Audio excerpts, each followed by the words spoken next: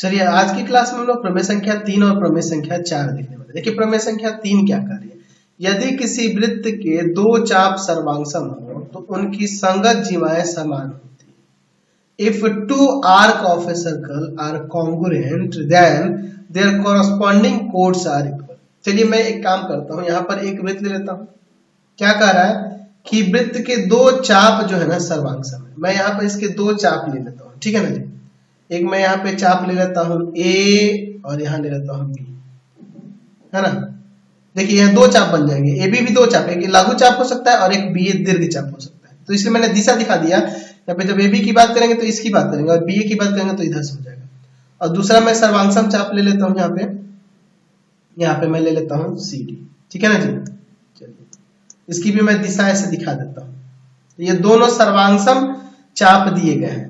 तो कहना है कि इनकी संगत जीवाएं समान होंगी। संगत जीवाएं यानी कहने का मतलब ये जीवा ए बी और दूसरी जीवा यहाँ पे सी डी, ये दोनों बराबर होंगी, ये हमें दिखाना है। तो मैं एक काम करता हूँ, इस वृत्त का केंद्र यहाँ पे ले लेता हूँ ओ और इस केंद्र से यहाँ पर त्रिज्याओं को यहाँ से मिला देता हूँ, ठीक है। कुछ इस तरह से और इस तरह से। चलिए अब इसके बाद देखिए क्या है हमारे पास दिया है कि यहाँ वृत्त जो है, वृत्त जिसका सेंटर है O और यहाँ त्रिज्या है R में क्या देख रहे हैं कि यहाँ पर दिया है कि चाप AB जो है ना सर्वांगसम है चाप CD के। चाप सर्वांगसम है तो सिद्ध करना है, क्या सिद्ध करना है जी। सो सिद्ध करना है कि यहाँ जो जीवा होगी, जीवा AB वह जीवा CD के बराबर होगी, जीवा CD के बराबर। तो चलिए अब इसका प्रमाण देखते हैं। तो इसके प्रमाण के लिए हम लोग दो स्थिति ले लेंगे। एक तो हो जाएगा आपका इस लघु चाप के लिए और एक बार दीर्घ चाप यहाँ से यहाँ तक, ये दीर्घ चाप और यहाँ CD के अपोजिट में यहाँ पे CD के संगत जो दीर्घ चाप होगा वो DC ऐसे होगा, है ना जी। दोनों के लिए देख लेंगे। तो पहली स्थिति देखते हैं, स्थिति 1 ले लेते हैं। यदि AB चाप जो है तथा CD चाप जो है लघु चाप हो, तो जब ये लघु चाप होगा तो देखिए क्या होगा। अब देखिए हम लोग ये दोनों त्रिभुजों को सर्वांगसम करेंगे। त्रिभुज AOB तथा दूसरा त्रिभुज ले लेते हैं COD में। देखिए यहाँ पर OA जो होगा OC के बराबर होगा, है कि नहीं। एक ही वृत्त की त्रिज्या है, एक ही वृत्त की त्रिज्या है, ठीक है ना जी, एक ही वृत्त की त्रिज्या है। अच्छा दूसरा हम लोग यहाँ पे लेते हैं कि एंगल AOB बराबर हो जाएगा एंगल COD। क्यों? क्योंकि हम लोग पढ़े हुए हैं, देखे हुए थे कि अगर मान लीजिए आपके पास यहाँ पे दिया हुआ है कि चाप AB सर्वांगसम है चाप CD के, ठीक है। तो हम लोग जानते हैं कि जब चाप सर्वांगसम होगा तो ये चाप बराबर भी हो जाएगा। सर्वांगसम होने का मतलब क्या है, बराबर भी हो जाएगा। और जब ये बराबर हो जाएगा, इनका मेजरमेंट या एम भी लगा सकते हैं, मेजरमेंट ऑफ AB और मेजरमेंट ऑफ CD जब बराबर हो जाएगा तो जब हम लोग जानते हैं कि समान चाप जो होते हैं केंद्र पर समान कोण अंतरित करते हैं, ये हम लोग जानते हैं। तो इसलिए यहाँ पे एंगल AOB क्या हो जाएगा, बराबर हो जाएगा एंगल COD के। तो इसीलिए मैंने यहाँ पे ये पहले ही लिख दिया, ठीक है।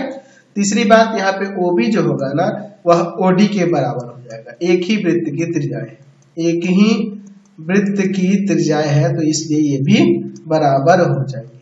समझ गए ना। चलिए तो अब इसके बाद त्रिभुज सर्वांगसम नहीं हो जाएगा तो ऐसे लिख सकते हैं कि त्रिभुज AOB सर्वांगसम हो जाएगा त्रिभुज COD के भुजा कोण भुजा सर्वांग समता से। तो जब ये सर्वांगसम हो गया तो यहाँ CPCT से AB जो होगा वह CD के बराबर हो जाएगा।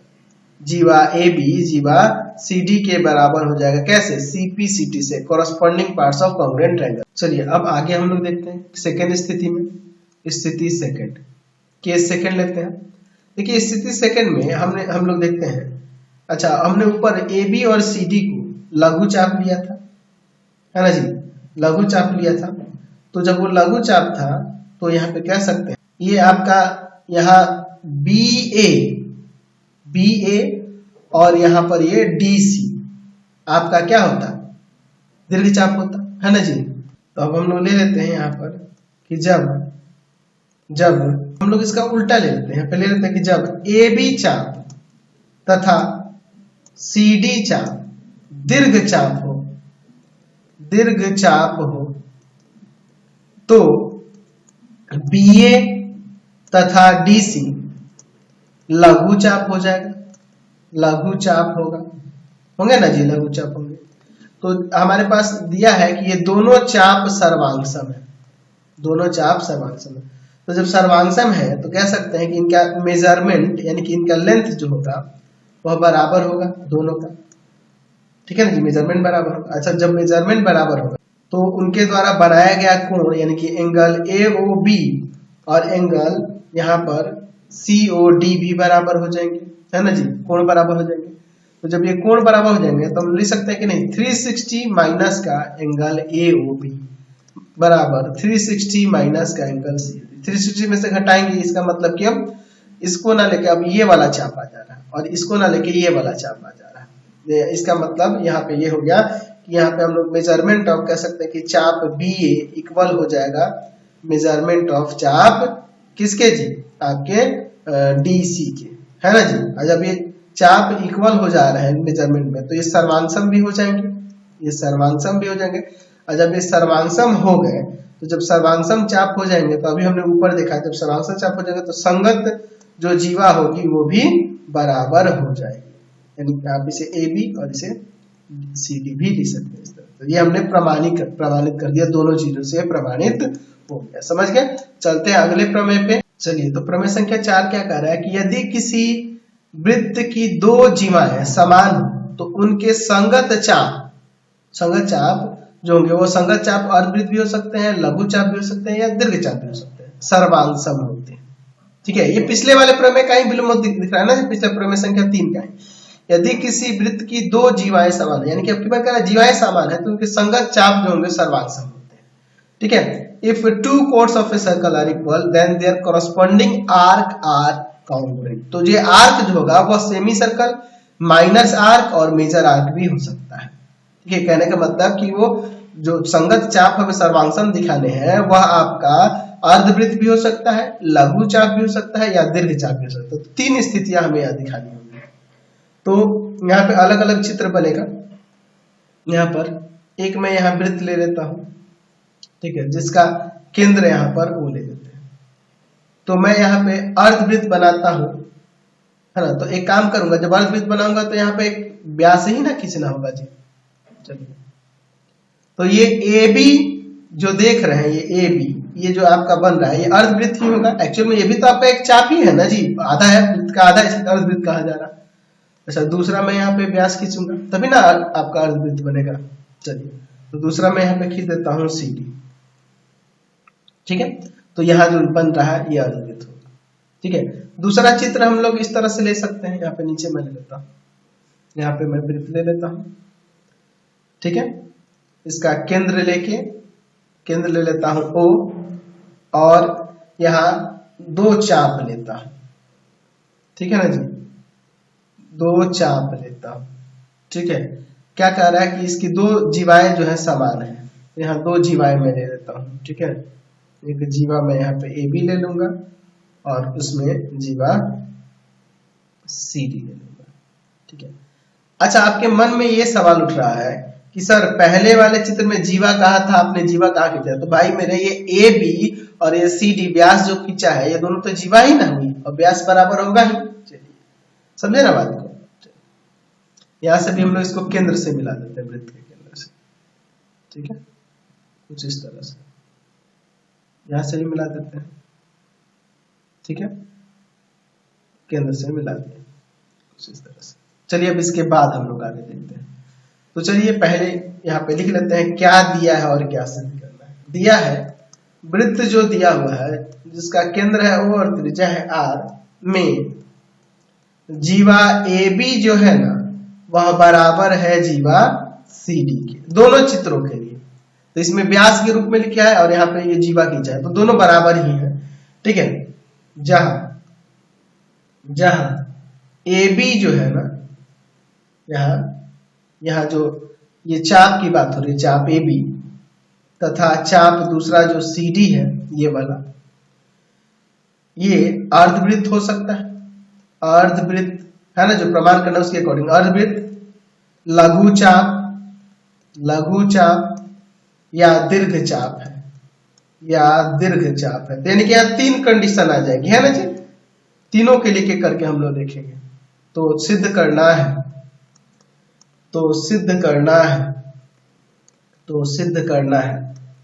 क्या सिद्ध करना है कि ये जो आप लिख सकते हैं कि यहाँ जो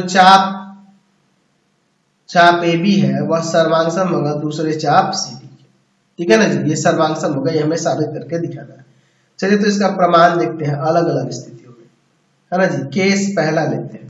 पहले केस में क्या कि जब यहाँ पर ये ए बी और सी डी ये दोनों चाप जो हो वृत्त के व्यास होता, दोनों जीवाएं जो है वृत्त की व्यास होता, जब ए बी तथा सी डी वृत्त के व्यास हो, जब व्यास होंगे तो इस स्थिति में कह सकते हैं, तो ये जब व्यास होंगे तो यहाँ पे ये अर्धवृत्त बनाएंगे कि नहीं, ठीक है। तो यहाँ पे लिख सकते हैं कि ये जो चाप बनेगा ए बी तथा सी डी समान त्रिज्याओं वाले है ना, दो अर्धवृत्त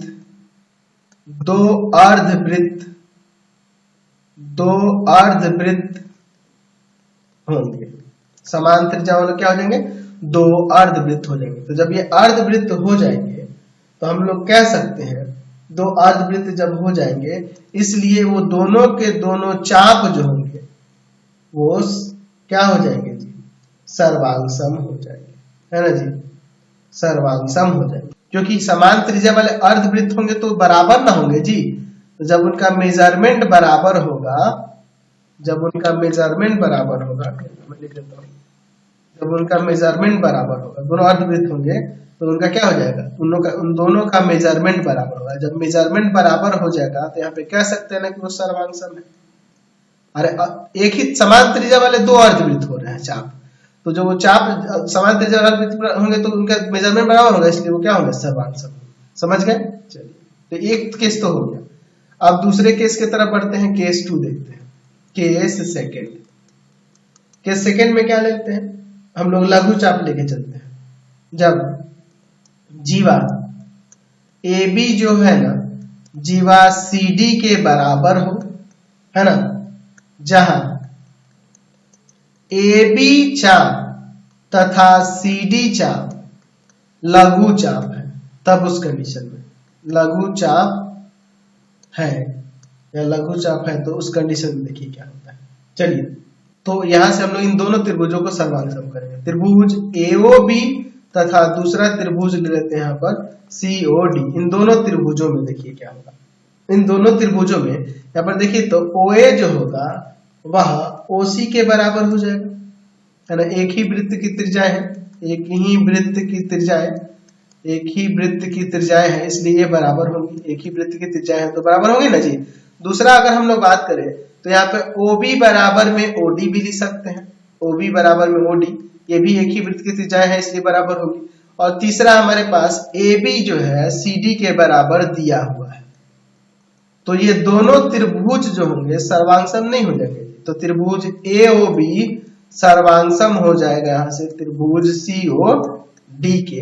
कैसे सर्वांगसम हो जाएगा, भुजा भुजा भुजा सर्वांग समता से, भुजा भुजा भुजा सर्वांग समता से। तो जब ये सर्वांगसम हो गया तो यहाँ पे जब ये सर्वांगसम हो गया तो एंगल AOB जो होगा बराबर नहीं हो जाएगा एंगल COD के, CPCT से corresponding parts of congruent angle. तो जब ये कोण बराबर हो गए तो कोण क्या, जब कोण बराबर हो गए तो इन कोणों की जो संगत जीवाएं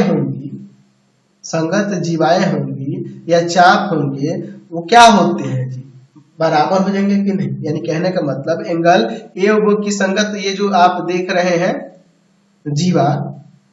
जीवा ए बी या फिर चाप, जीवा तो पहले से आपके पास बराबर दिया, हमें उससे कोई मतलब नहीं है। चाप को देखिए तो चाप ए बी की जो लंबाई होगी वह क्या होगी, चाप किसके, CD के लंबाई के बराबर हो जाएगी। और जब चाप की लंबाई बराबर हो जाएगी तो यहाँ से कह सकते हैं कि दोनों के दोनों चाप सर्वांगसम भी हो जाएंगे, दोनों के दोनों चाप सर्वांगसम भी हो जाएंगे। तो यहाँ से हमने इसे साबित कर दिया। अब लेते हैं केस थर्ड, तीसरा केस देखते हैं। हम लोग दीर्घ चाप लेके चलते हैं। जब जीवा AB जो है बराबर है जीवा CD के, जीवा CD के है, जहां AB चाप जो है और दूसरा चाप CD जो है दीर्घ चाप है, उस कंडीशन में दीर्घ चाप है, इस कंडीशन में क्या होगा? तो जब दीर्घ चाप होगा तो देखिए क्या होगा, ठीक है। तो जब ये दोनों दीर्घ चाप होगा तो इसके अनुसार हम लिख सकते हैं तो यहाँ पर BA और दूसरा ले लेते हैं DC, इसका उल्टा वो लघु चाप हो जाएंगे, लघु चाप होंगे, ऐसा हम लोग यहाँ पे कह सकते हैं। तो जब ये लघु चाप होंगे, अब देखिए यहाँ पर हमारे पास दिया हुआ है कि जीवा AB जो है ना, जीवा AB वह बराबर है जीवा CD के बराबर। तो इसका मतलब यहाँ पे BA जीवा बराबर हो जाएगा कि नहीं DC के। अच्छा, जब BA DC के बराबर हो जाएगा जीवा, तो हम लोग इसके संगत जो जब जीवा बराबर होंगे तो उसके संगत जो चाप होगा वो भी बराबर होगा, यानी कि चाप BA जो होगा बराबर हो जाएगा और सर्वांगसम भी हो जाएगा चाप किसके जी, DC के, है ना जी। तो जब चाप सर्वांगसम होंगे तो उनकी लंबाई भी बराबर हो जाएगी, है ना। चाप BA की जो लंबाई होगी वही चाप DC के लंबाई के बराबर होगी। और जब चाप की लंबाई बराबर हो गई तो उसके संगत कोण भी बराबर हो जाएंगे, यानी कि एंगल AOB और यहाँ पे या BOA भी लिख सकते हैं, बराबर होगा एंगल आपके किसके, COD के। जब कोण बराबर हो गए, संगत कोण जब बराबर हो गए, तो इसको आप ऐसे लिख सकते हो कि नहीं, 360 माइनस एंगल AOB और इधर लिख लेते हैं 360 माइनस का एंगल COD, ऐसे ले सकते हैं। अब इसके बाद देखिए, जो हमने यहाँ पे 360 माइनस का एंगल AOB ले लिया, तो एंगल AOB में से 360 घटाएंगे कि ये वाला कोण बचेगा, 360 में से ये वाला कोण घटाएंगे तो ये वाला कोण बचेगा। तो ये जब कोण बराबर हो गए तो इनकी जो संगत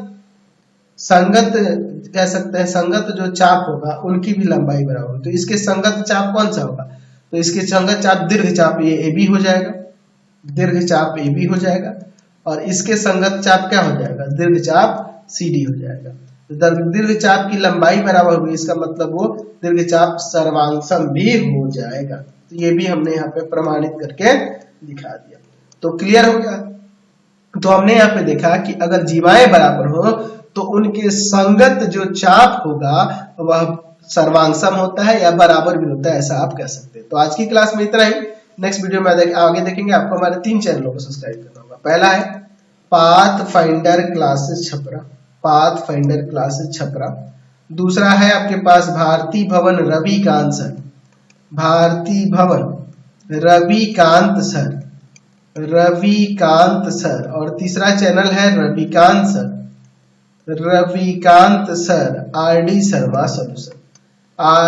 शर्मा सॉल्यूशन। तीनों चैनलों को सब्सक्राइब कर लेंगे। इससे रिलेटेड वीडियो के लिए सीधे डिस्क्रिप्शन में, इससे रिलेटेड नोट्स के लिए गूगल पे जाकर सर्च करेंगे www.ravikantsir.in और यहाँ जाकर आप सभी क्लासेस के नोट्स उनके PDF को डाउनलोड कर सकते हैं, पढ़ सकते हैं। इंस्टाग्राम और फेसबुक पे जाकर पाथफाइंडर क्लासेस छपरा को लाइक एंड फॉलो करना नहीं भूलेंगे। Thanks for watching the video. Comment करके जरूर बताएं कि हमारे चैनल की वीडियोज आप सभी को कैसे लगता है। Thanks for watching.